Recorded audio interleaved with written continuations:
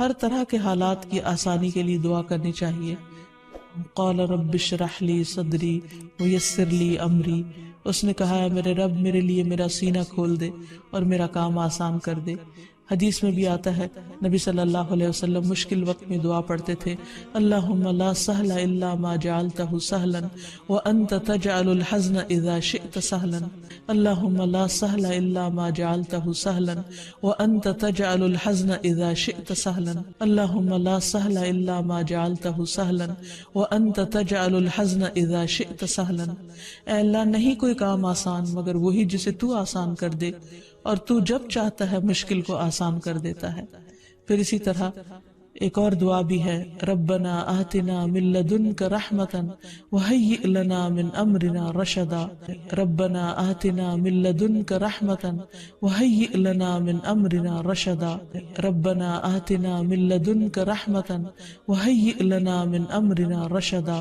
اے ہمارے رب ہمیں اپنے پاس سے رحمت عطا کر اور ہمارے لیے ہمارے معاملے میں رہنمائی فرما دے۔ پھر اسی طرح کثرت کے ساتھ درود شریف پڑھنا چاہیے، کیونکہ جو شخص کثرت سے درود شریف پڑھتا ہے تو اس کی ساری فکریں دور ہو جاتی ہیں اور گناہ معاف کر دیے جاتے ہیں۔ پھر اسی طرح یہ دعا بھی، اللہم انی اعوذ بک من جہد البلاء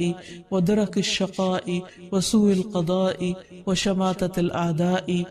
اللہم انی اعوذ بک من جہد البلاء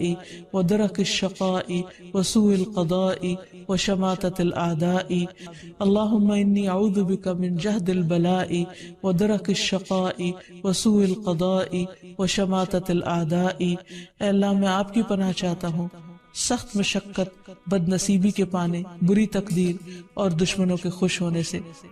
پھر اسی طرح اللہم رحمتک ارجو فلا تکلنی الی نفسی طرفۃ عین واصلح لی شأنی کلہ لا الہ الا انت، اللہم رحمتک ارجو فلا تکلنی الی نفسی طرفۃ عین واصلح لی شأنی کلہ لا الہ الا انت، اللہم رحمتک ارجو فلا تکلنی الی نفسی طرفۃ عین واصلح لی شأنی کلہ لا الہ الا انت، اے اللہ میں تیری رحمت کا امیدوار ہوں،